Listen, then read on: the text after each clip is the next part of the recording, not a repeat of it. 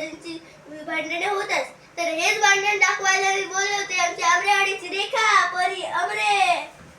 त्याचे साडी कपडे नेसायची अलही आवड अशी पियुषा बांदेकर. ज्याचे विनोदाला ठाव अशी पलक बांदेकर म्हणजे बी. अगं ए कुठे गेस मेली? ए नमे काय झालं आई? मला चहा कोण तुझी माहेरची लोक आणून देणार. मला चहा आण. देते. थांब. काय? सोबत खायला पण आण. नुसतं पिठाचं पोतं कसं खावतच ते म्हातारी कधी मोठी होईल. काय ग म्हटलं मला तू? थोबाड फोडेल तुझं. काय ग सदा सुनाला ओरडते का? तू कोण? प्रिया. काय? ही प्रिया? ही प्रिया इथे कशाला आली?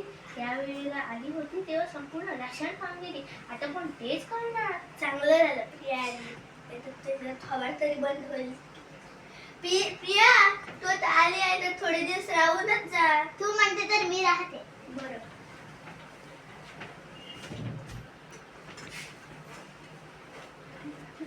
आई तुमची चहा घ्या.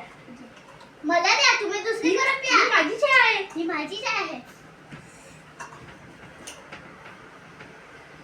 अगं पोरी तू इथे बस.